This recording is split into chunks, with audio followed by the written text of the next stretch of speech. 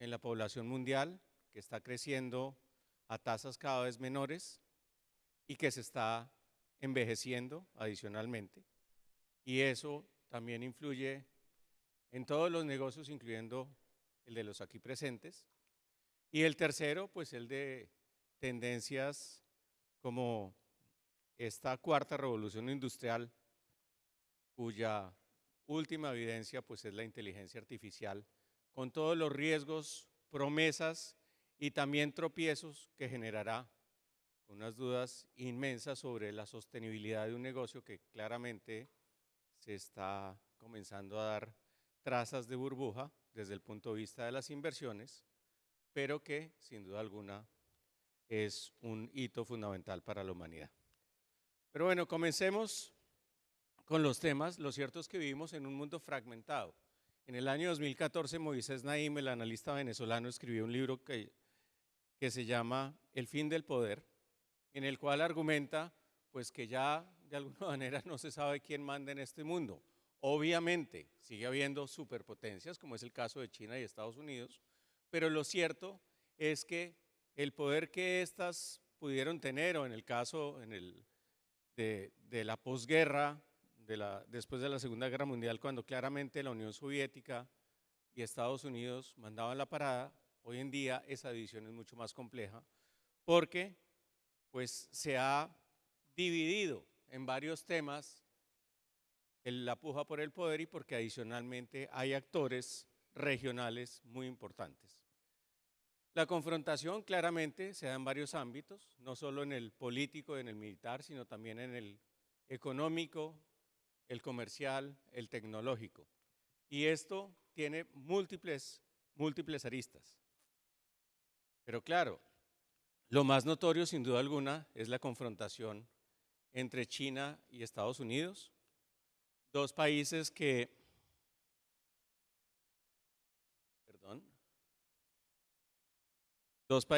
claramente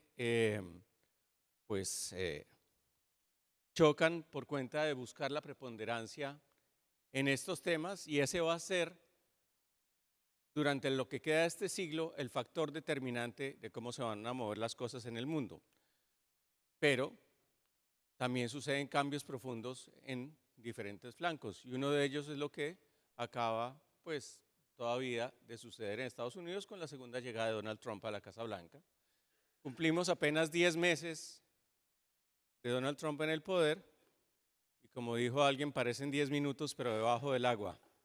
¿Por qué? Porque ha alterado claramente una serie de verdades que parecían inamovibles, dentro de ellas alianzas de 3/4 de siglo o actitudes que servían de ejemplo por ser la democracia más importante del mundo. Basta mirar la portada de la última edición de la revista The Economist, en la cual de alguna manera plantea que todo en Washington está para la venta, por parte del ejemplo que da un jefe de Estado que recibe de regalo un jumbo jet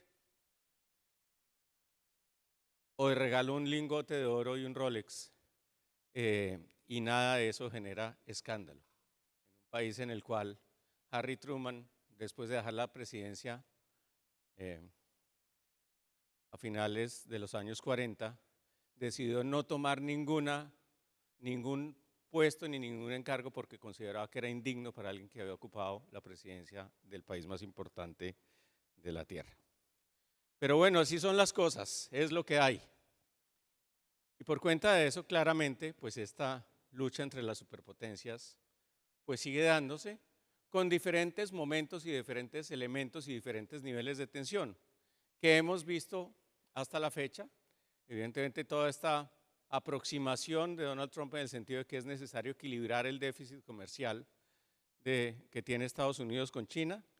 Esa circunstancia ha hecho que ya se produzca algo importante entre Trump 1 y Trump 2. El principal mercado, la principal fuente de importaciones de Estados Unidos ya no es China, sino es México. Pero pues con las medidas tomadas a comienzos de este año, que implicaron restricciones comerciales mayores, que implicó un aumento sustancial en los aranceles, que adicionalmente tuvo su máximo episodio el 2 de abril de este año, cuando se anunció el famoso Día de la Liberación, pues conduce a una especie de desacoplamiento entre estas dos superpotencias y es la manifestación de una guerra comercial que va a continuar y que adicionalmente tiene múltiples ramificaciones. ¿Por qué? Porque cada uno de estos países trata de influir sobre los demás, construir alianzas y al mismo tiempo alimentar desencuentros. Y en estas circunstancias, evidentemente, pues la geopolítica se ha complicado mucho. Y hay aquí tan solo 4 ejemplos de lo complejo que es el mundo de hoy. Tan complejo que cuando uno mira la literatura especializada, ya se menciona algo que parecía impensable hace unos pocos años, como es la posibilidad de una tercera guerra mundial. Miremos algunas de las fuentes posibles de turbulencia en el planeta. Primero, el caso de China y Taiwán. Recordemos simplemente que pues, Taiwán formaba parte integral del territorio chino. A finales de los años 40, durante la guerra civil en ese país, cuando las tropas nacionalistas de Chiang Kai-shek se ven derrotadas, cruzan el mar de China y se establecen en la isla que los portugueses llamaron Formosa. Y hoy en día, pues, ese territorio es una potencia económica y sobre todo tecnológica, con una enorme fortaleza en la producción y exportación de microprocesadores, pero que ha sido parte integral del territorio chino, y eso está claro en la política de Pekín. El presidente Xi Jinping lo ha expresado de manera explícita, y la pregunta no es si va a haber un intento de toma de Taiwán, sino cuándo va a suceder. Y todo esto juega con una especie de ajedrez muy complejo. ¿Por qué? Porque obviamente la gran inquietud es quién va a darle la mano a Taiwán si se produce, por ejemplo, un bloqueo o incluso una confrontación armada. Y evidentemente los cambios y las señales pasan de manera continua. Hace apenas pocos días, la nueva primer ministra de Japón levantó la ira de Pekín por cuenta de decir que está comprometida con la defensa de Taiwán si llegara a ser el caso. En el caso de Estados Unidos queda la duda, pero este es uno de los temas que evidentemente pueden desatar un problema de seguridad de marca mayor en el mundo. En la siguiente esquina, pues está el mapa de Europa y sobre todo la confrontación entre Rusia y Ucrania, que comenzó en febrero del año 2022, cuando las tropas de Vladimir Putin invadieron a esa nación, que es la tercera en población de Europa y una de las 3 también con mayor territorio. La guerra en Ucrania está a punto de sobrepasar en duración a la Primera Guerra Mundial. O sea, esto no es ni mucho menos un conflicto menor. Ha dejado cerca de 1 millón de víctimas, aparte de todo, de una destrucción inmensa. Y por supuesto, genera todo tipo de inquietudes de seguridad en Europa, que siente que, para utilizar la figura, si el oso ruso logra su cometido, pues puede seguir a recuperar de alguna manera las fronteras que tenía en la época de la Unión Soviética. Por esa razón, en los países bálticos, las alarmas están disparadas, y eso incluye no solo a Letonia, Estonia y Lituania, sino también a Polonia y algunos de los países también de la antigua Unión Soviética, como es el caso de Moldavia. Los europeos ven con inquietud que esa política expansionista siga, y ahora que están en conversaciones de paz, no se sabe cómo vaya a darse ese desenlace, pero la gran preocupación es qué viene después. El siguiente tema, y tiene que ver con esa inquietud, pues es el enfriamiento en las relaciones entre Estados Unidos y sus vecinos del otro lado del Atlántico. Aquí en el mapa también debería estar Canadá, aunque la presión ha algo ha bajado después de que Trump dijera inicialmente y creara esas reacciones que acabaron influyendo sobre los resultados de las elecciones en Canadá, en el sentido que Canadá debería ser el estado número 51 de la Unión. Pero obviamente la desconfianza ha reemplazado la que parecía ser una relación irrompible. En el caso de Europa, la insistencia de Estados Unidos tiene que ver con que los europeos aumenten de manera significativa su gasto en defensa, que representa menos del 2% del tamaño de sus economías. Trump quiere que llegue hasta el 5%. Y si ustedes estudiaron en economía, probablemente se acuerdan de los libros del profesor Paul Samuelson, que tenía en un eje mantequilla y en el otro cañones. Y si uno le dedica más a cañones, habrá menos para mantequilla. Y evidentemente para los países europeos tomar esa decisión no es fácil en medio de presiones presupuestales enormes y en medio obviamente de discrepancias ideológicas. Para citar un caso concreto, España ha dicho que no, lo cual le ha valido un enfriamiento clarísimo con Washington. La última reflejo del mapa que está en la diapositiva, pues es el Medio Oriente, una zona que desde que yo tengo uso de memoria nunca ha sido tranquila, pero que ahora obviamente está en clara ebullición, no solo por cuenta de lo que sucede en Gaza, ahora hay una tregua bastante frágil, pero adicionalmente lo que sucedió en Siria con la caída del régimen de Al-Assad, el intercambio de misiles entre Irán e Israel, que quedó en una especie de veremos, pero que claramente ese tema no se ha terminado, lo que sucede en Yemen, etcétera, etcétera. A esto le podríamos agregar varias fotos más, lo que está sucediendo en Etiopía, donde todo apunta a una nueva guerra que ya ha dejado cientos de miles de muertos y millones de refugiados, pero en esa zona de lo que se llama el Cuerno de África, pues aumentan las presiones. Podríamos hablar de India y Pakistán, que han tenido periodos de tensión muy complejos, el último a mediados de este año, y estamos hablando de dos países que tienen armas nucleares. Por lo tanto, las preocupaciones sobre el mundo son muy grandes. Y obviamente, pues no podemos pasar por alto lo que está sucediendo en el Caribe, la gran incógnita de lo que puede ocurrir con esta acumulación de tropas, y no solo el portaaviones Gerald Ford cerca de las costas venezolanas, sino lo que viene a sabiendas de que es más o menos claro que uno no construye o acumula semejante fuerza solamente para bombardear unas cuantas lanchas, ya sea en el Caribe o en el Pacífico, supuestamente con droga. Ese sentimiento pues hace de este mundo mucho más inseguro, y la prueba de que eso tiene, más allá del interés que uno pueda tener como ciudadano, efecto sobre el sector en el que ustedes están, pues es simplemente recordar el coletazo que trajo la guerra de Ucrania sobre el mercado de cereales y todas las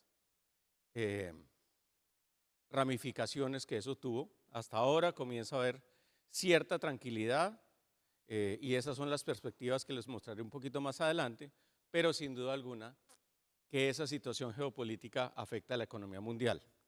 Estos son los cálculos más recientes del Fondo Monetario Internacional que muestran que el crecimiento aparentemente está estabilizado en el mundo alrededor del 3%.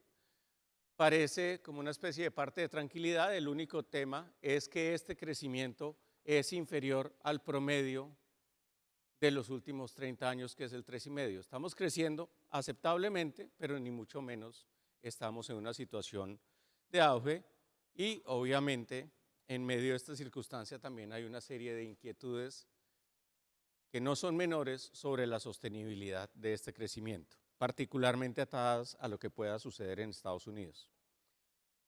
En esta circunstancia, ¿cómo juega América Latina? Más allá del tema de Venezuela y de cómo se solucione de una u otra manera, esta región es vista por los analistas como una especie de excepción. ¿Por qué? Porque como Lo han declarado los tratados internacionales y en particular el Tratado de No Proliferación de Armas Nucleares, firmado en Río a finales de los años 40. Esta es una región libre de armas nucleares. Adicionalmente, es una región en donde no hay grandes tensiones fronterizas y donde las probabilidades de una guerra abierta entre países son bastante bajas. Nada es inexistente, pero son bastante bajas. Y adicionalmente, cuando uno mira las tendencias de largo plazo, es evidente que América Latina tiene unas ventajas comparativas muy importantes. En primer lugar, por el hecho de tener no solo el 8% de la población mundial, sino una proporción sustancialmente mayor de tierra cultivable y de agua. Y por cuenta de esta circunstancia, pues ya somos, pero estamos llamados a ser de manera incremental parte de la despensa global. En un planeta en el cual, según la FAO, la demanda de alimentos va a aumentar 70% de aquí al año 2050. ¿Por qué lo va a hacer? Por los aumentos básicamente en ingreso que estamos viviendo en diferentes partes del mundo. Pero no solo tenemos probabilidades de ser cada vez más importantes en el área de producción de alimentos, sino adicionalmente contamos con las reservas de minerales que son absolutamente claves para la transición energética, como es el caso en concreto del cobre o el litio. Uno de los secretos que ya comienza a conocerse, por ejemplo, en el caso de Colombia, es que Colombia tiene unos yacimientos de cobre absolutamente extraordinarios. Todavía estamos en proceso de exploración de una zona que se llama el Batolito de Mandé, que queda cerca del Pacífico colombiano, pero en donde se plantea el potencial de unos desarrollos absolutamente fundamentales que son indispensables para cumplir este proceso de generación y utilización de la energía de manera mucho más sostenible. Aparte de eso, pues contamos con una población todavía joven y con posibilidades de integración que la verdad no hemos explotado, pero que están ahí. ¿Cómo se ha comportado el tema de las materias primas? Miren ustedes el comportamiento de los precios, después, como digo, de una gran volatilidad, particularmente cuando uno mira el tema de los alimentos, las cosas se ven más tranquilas y eso ha desembocado en que la economía de América Latina tenga unas perspectivas de crecimiento que para nuestros números están dentro de lo que ha sido el promedio de los últimos años. Son números mediocres, inferiores al promedio mundial, pero pues la región continúa creciendo y los datos para este año así lo muestran. Una perspectiva de crecimiento según el Fondo Monetario del 2.4, muy similar o igual a la del año pasado, y una proyección del 2.3 para el próximo año. Obviamente hay diferencias por grupos de países que vale la pena tener en cuenta. Esta no es una región que crece muy rápido, eso es parte de los temas que crean controversia entre los analistas, cómo hacer para que avancemos de manera más decidida. Obviamente, cuando uno mira lo que está pasando en Estados Unidos, pues aparecen dos caras respecto al posible coletazo por cuenta de las políticas de Washington. Lo primero es el tema del riesgo de tensión. ¿Por qué? Por el tema de los migrantes y toda esta política de expulsión a la fuerza de personas que no tienen papeles en Estados Unidos. Hay antecedentes de eso. En los años 50 en Estados Unidos sucedió durante la administración Eisenhower la operación Wetback o espalda mojada, que en teoría derivó en la expulsión de 2 millones de personas de ese territorio. Hoy en día los cálculos es que hay cerca de 11 millones de personas sin papeles en Estados Unidos y todos hemos visto las imágenes no solo de los aviones llevando deportados, sino adicionalmente del ICE, haciendo redadas en diferentes lugares, como ha sido el caso de Chicago. Pero eso tiene, más allá de las consideraciones que uno pueda tener sobre ese tipo de accionar, impactos sobre la región. El primero, ¿por qué? porque una de las fuentes más importantes de recursos externos de América Latina son las remesas que envían quienes se fueron a probar suerte en otros países. 165.000 millones de dólares el año pasado, y este año las cifras muestran un crecimiento importante. Y aparte de eso, ante la probabilidad de que vuelvan miles de personas a sus países de origen, las tensiones internas que eso crearía por cuenta de gente que va a demandar no solo empleo, sino vivienda y servicios esenciales, como es el caso de salud o educación. También está el tema del cierre del comercio y la posibilidad de sanciones bajo consideraciones pues, que van más allá incluso del tema estrictamente comercial, las amenazas sobre México por cuenta del tema del fentanilo. México ha sido muy exitoso en el manejo de Donald Trump con una política de apaciguamiento.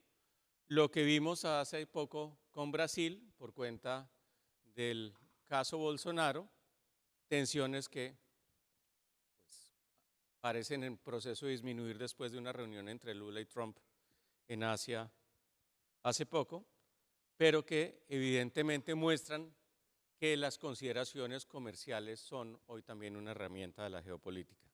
Está, por supuesto, el tema de las drogas ilícitas, algo que en el caso de Colombia, sin duda alguna, genera gran inquietud. Ustedes seguramente pues, son conscientes de que en Colombia la producción de cocaína ha aumentado, el área sembrada ha aumentado menos, pero la producción de cocaína de Colombia está en el nivel más alto de su historia, y evidentemente por cuenta de esa circunstancia pues se han tomado medidas, y adicionalmente pues viene este tema de la respuesta armada que hemos visto con los bombardeos en el Caribe y el Pacífico. Y está la duda sobre el coletazo financiero, si en materia de liquidez o intereses, si la economía de Estados Unidos se ve afectada. Ya entraré un poco más en eso.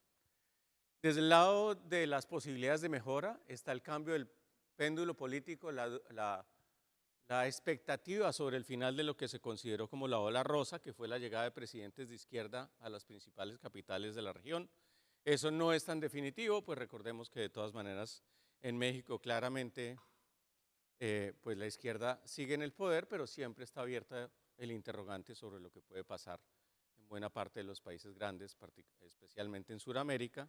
Pues tenemos las elecciones en Chile, las elecciones en Perú, las elecciones en Colombia, las elecciones en Brasil. Vamos a ver cómo se mueve ese péndulo. Está también la expectativa de una mayor ortodoxia. Si bien América Latina ha pasado relativamente bien estos últimos años por cuenta de los bancos centrales independientes, ha conseguido manejar aceptablemente el desafío de la inflación, y se abre la posibilidad de atraer inversiones y hacer uso de posibilidades como lo que se conoce como el reshoring o el nearshoring, la relocalización de plantas de este lado del Pacífico, otras oportunidades asociadas con los temas de recursos naturales que ya mencioné, y adicionalmente el rediseño de algunas relaciones estratégicas, como es el caso de la Unión Europea. Hace unos pocos días tuvo lugar en Santa Marta una cumbre que no salió muy bien entre la Unión Europea y la Comunidad de Estados Latinoamericanos, pero más allá de los casos concretos de esa cumbre, el mensaje importante es que Europa está enviando la señal de que quiere aproximarse mucho más a América Latina, una región en la que, por cierto, tiene inversiones que ascienden a los 700.000 millones de euros.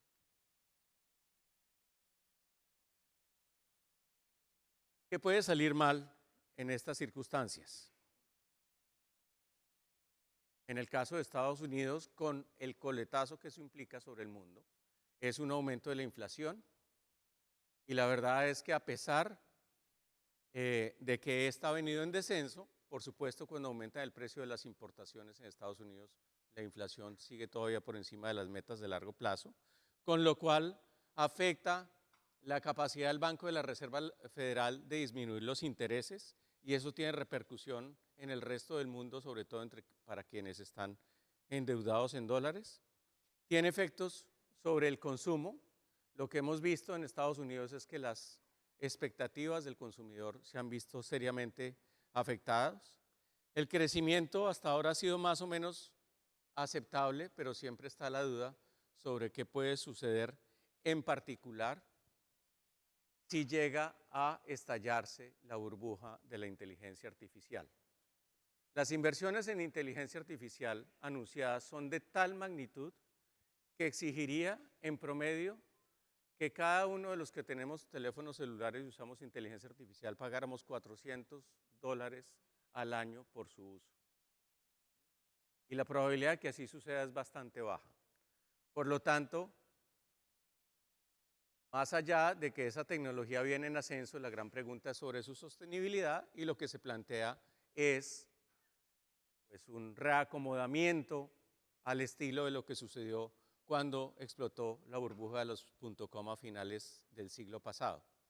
No va a desaparecer, pero algunos van a salir afectados y la gran preocupación en el caso de la economía de Estados Unidos y de la economía mundial en general es que haya una caída en las bolsas, una pérdida de patrimonios y eso afecte el crecimiento de las economías. Con implicaciones sobre el empleo, los datos de empleo, en particular en Estados Unidos, no son los mejores y curiosamente, a pesar de que el empleo no se comporta del todo bien, hay una gran inquietud sobre el comportamiento de los costos de personal. ¿Por qué? Porque la expulsión de migrantes está creando tensiones en ciertos sectores absolutamente claves, la producción y procesamiento de alimentos, los servicios o la construcción, para mencionar tan solo algunos ejemplos. Ustedes saben pues toda la historia sobre la dificultad de conseguir mano de obra para ciertos oficios, pero simplemente les cuento que en época de la pandemia se abrió una convocatoria en Estados Unidos para 100.000 puestos de trabajo para el sector agrícola. El número de personas que se postularon para esos 100.000 puestos de trabajo con papeles fue de 445. O sea que eso demuestra la dificultad de superar esos cuellos de botella y lo que se ve es un aumento en los costos de personal.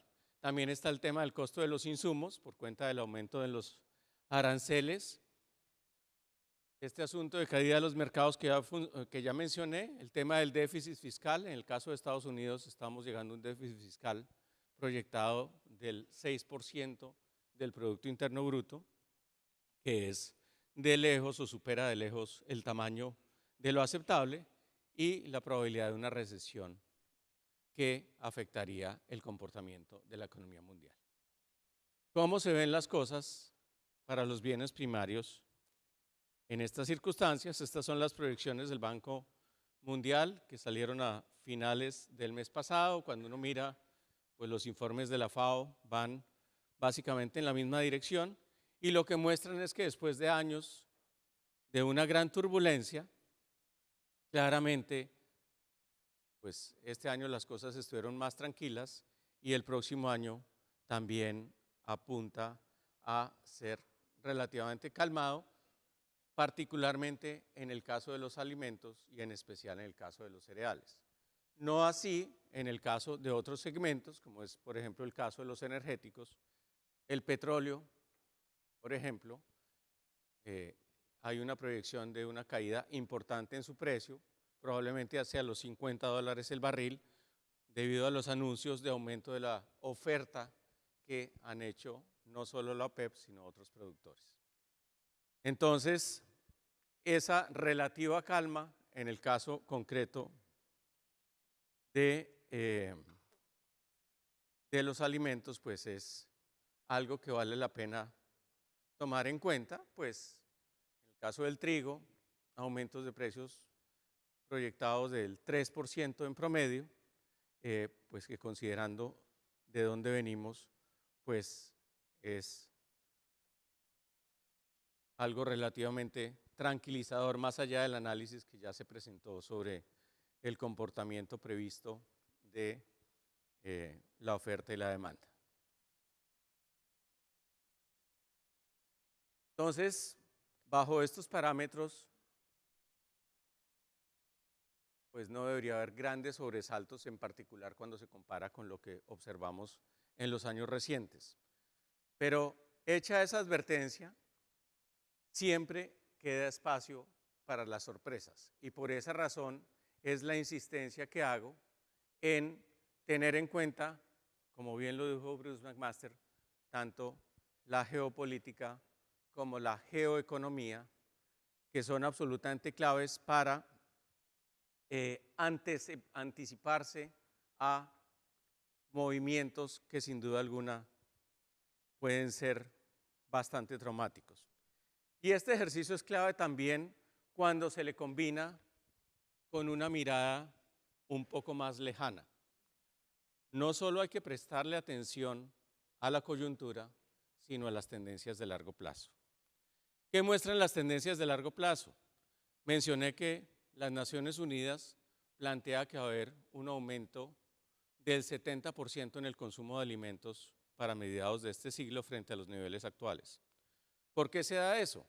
Porque evidentemente hay un aumento sustancial en el ingreso en diferentes partes del mundo. Tal vez en términos de números absolutos la transformación más grande se está dando en India, hoy en día ya el país más populoso de la Tierra, con un aumento promedio en su economía del 6% anual, y por cuenta de esa circunstancia, pues lo que muestra claramente la experiencia es que la gente cuando mejora su nivel de ingreso come más y come mejor. ¿Qué implica eso concretamente hablando del caso del trigo? Los cálculos están hablando de un aumento para mediados de este siglo de entre 200 y 300 millones de toneladas adicionales a los cerca de 800 que son la producción mundial, lo cual obviamente creará presión sobre las zonas productoras, creará exigencias de mayor rendimiento y probablemente creará exigencias de más área sembrada. Y buena parte del potencial de mayor área sembrada sigue existiendo en América Latina. Y eso vale la pena tenerlo en cuenta frente a, más allá de los altibajos o los cambios en las circunstancias en materia de demanda, es bueno tenerlo en cuenta porque a nuestros países, obviamente a unos más que otros, Colombia, por ejemplo, sigue todavía con la tarea pendiente de desarrollar su potencial agrícola, pero eso abre un nuevo capítulo en el potencial desarrollo de la región.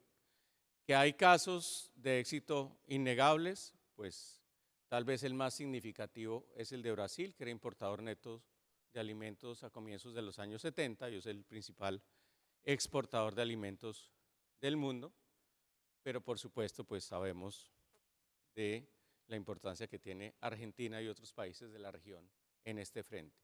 Pero ese tema de la demanda y de la proyección de consumo al alza por parte de la población mundial es absolutamente clave. ¿Qué otro elemento es absolutamente fundamental? Entender el tema de la demografía. Uno de los cambios silenciosos más importantes que ha venido ocurriendo en el mundo es la caída en el tamaño de las poblaciones. Ya hoy en día hay más de 100 países en el mundo en donde la demografía está por debajo de la tasa de reemplazo, es decir, que el tamaño de la población apunta a disminuir. Y eso se debe a que los índices de natalidad han venido descendiendo. Tradicionalmente el índice de natalidad para mantener una población estable es de 2.2 hijos por mujer, pero sobre todo después de la pandemia se vio un descenso significativo que ya se había o se venía observando en China, en Corea del Sur, en partes de Europa, pero que en el caso de América Latina tomó un giro absolutamente sorprendente. Tan es así que el segundo país con menor tasa de natalidad en Europa es España, pues dentro de los grandes es el país con menor tasa de natalidad porque el otro es Chipre, con un promedio de 1,1 hijos por mujer, y ese es el nivel que hoy encuentra uno en Chile, en Uruguay o en Colombia.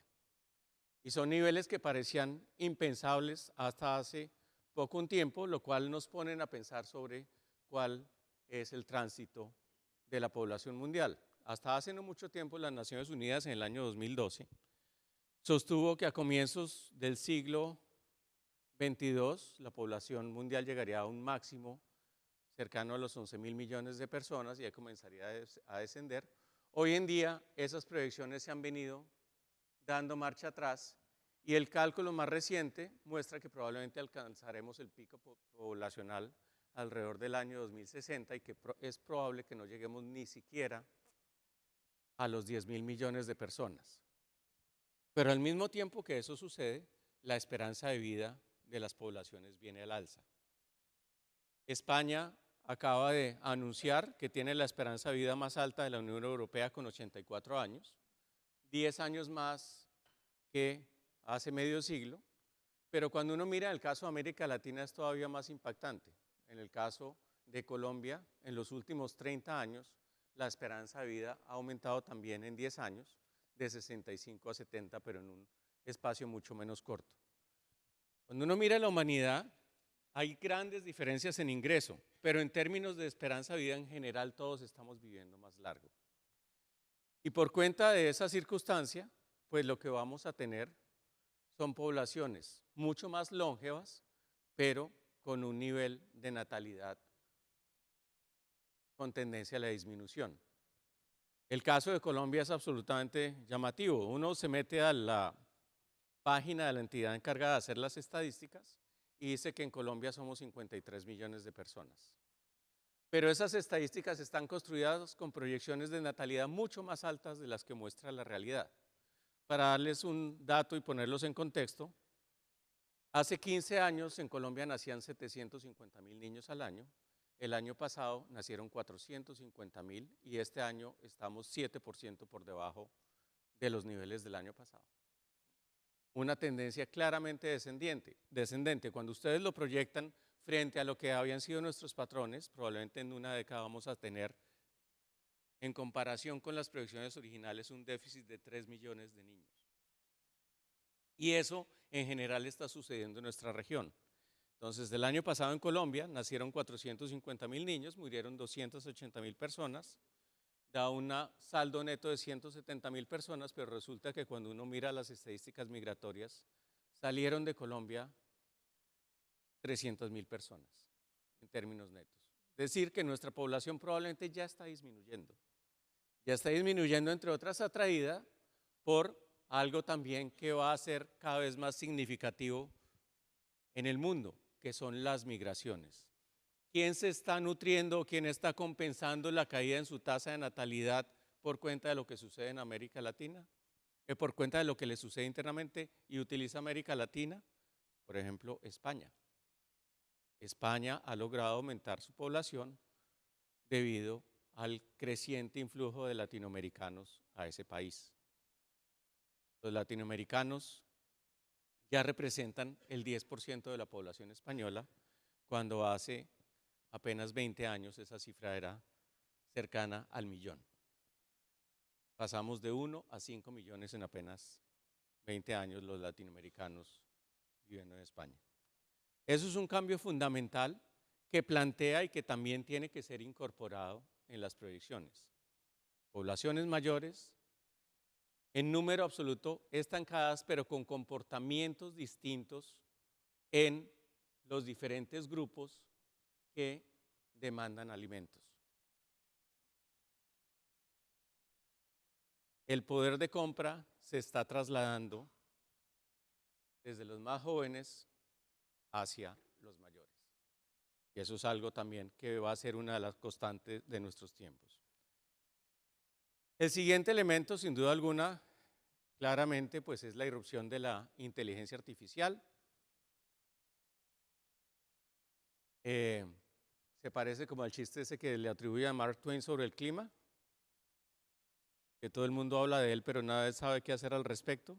En el caso de la inteligencia artificial sabemos que está ahí, sabemos que es una herramienta muy útil, pero todavía hay grandes inquietudes sobre cómo se usa y hay casos ya documentados de empresas que han intentado dar el paso y se han dado marcha atrás. De empresas que reemplazaron personas por bots y descubrieron que no necesariamente eso funciona tan bien. Cuando Amazon anunció hace unas pocas semanas que trataría de reemplazar a 600.000 personas de su fuerza laboral con agentes virtuales, pues por lo menos creo en algunos segmentos un grado de escepticismo frente a si eso será posible o no. Obviamente uno escucha a los gurús de este tema y son absolutamente entusiastas. Yo tengo la fortuna de asistir todos los años al Foro Económico Mundial en Davos y escuché, por ejemplo, a uno de los presidentes de una de las grandes compañías quien dice que en el futuro los jefes no solo van a tener empleados de carne y hueso, sino empleados virtuales y que esta es la última generación que tiene empleados de carne y hueso. Pero en cualquier caso, lo que sí es difícil de discutir es que eso traerá transformaciones fundamentales en el empleo. Algo así como la mitad de los oficios usuales de hoy desaparecerán y seguramente serán reemplazados por otro tipo de oficios. Los cálculos netos que hace, por ejemplo, el Foro Económico Mundial hablan de que habrá más y no menos empleo, pero sin duda alguna eso también traerá tensiones y tendrá que ser entendido en su momento sobre los efectos y los ganadores y los perdedores de esa circunstancia. Ese cambio tecnológico que ya venía con la cuarta revolución industrial, por cuenta del Internet de las cosas, por cuenta de la impresión en tercera dimensión, por cuenta del análisis de datos, si acaso se va a hacer más, va a acentuarse más, con un impacto que no se previó tanto hace unos años, que es el impacto sobre la demanda de energía por cuenta de las exigencias que tienen los centros de datos para procesar la información. Tan es así que según la Agencia Internacional de Energía, de aquí al 2030, la capacidad adicional de energía equivale a la demanda que hoy en día de electricidad que hoy tiene un país como Japón, que es la tercera economía más grande del mundo, de ese tamaño es. Y el último elemento que quiero resaltar, ya se mencionó, evidentemente es el cambio climático. Vimos el sábado pasado el final de la COP30, que acabó realmente sin ningún progreso, más allá de reconocer e incorporar las decisiones de las conferencias anteriores. Y ante eso, una persona como Bill Gates, un poco antes de la cita en Belém do Pará, envió una larga carta a los delegados diciéndoles, vea, es absolutamente claro que el límite de 1,5 grados que se había establecido en París como el techo aconsejable para que aumenten las temperaturas en el mundo va a ser superado. Probablemente vamos para algo cercano a los 2,8 grados adicionales de temperatura para finales de este siglo, es decir, que el calentamiento global va a seguir. ¿Y eso qué quiere decir? Que en lugar de buscar el máximo, que es acabar con las emisiones de los gases que generan el efecto invernadero, es que viene es el tiempo de sabernos adaptar, de reconocer que no cumplimos eso. Es verdad, el escenario es un poco menos catastrófico de lo que se pensaba porque las fuentes de energía limpia están creciendo de manera significativa. Hoy un panel solar vale una 20ª vez de lo que valía hace 20 años. Por cuenta de eso es una competencia importante como nueva fuente de generación, a pesar de que no hemos logrado superar la incógnita del almacenamiento.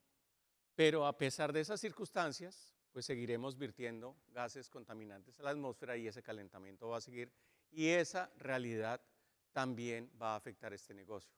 ¿Por qué? Porque más allá de las posibilidades que tengamos en materia agrícola, no solo en este continente, sino en otros, obviamente impactará la oferta de alimentos y probablemente también afectará o llevará a poblaciones enteras a cambiar de sitio donde viven por cuenta de las circunstancias climáticas.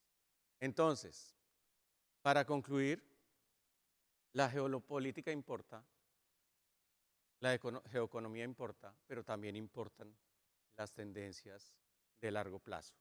Y la capacidad de mirar un poco más allá van a ser fundamentales en los años que vienen, porque más allá del parte de relativa tranquilidad, en el caso del mercado de alimentos y en particular del trigo, para este año que termina y para el próximo, vienen sin duda alguna tiempos turbulentos. Con esa nota optimista los dejo en el día de hoy. Muchas gracias.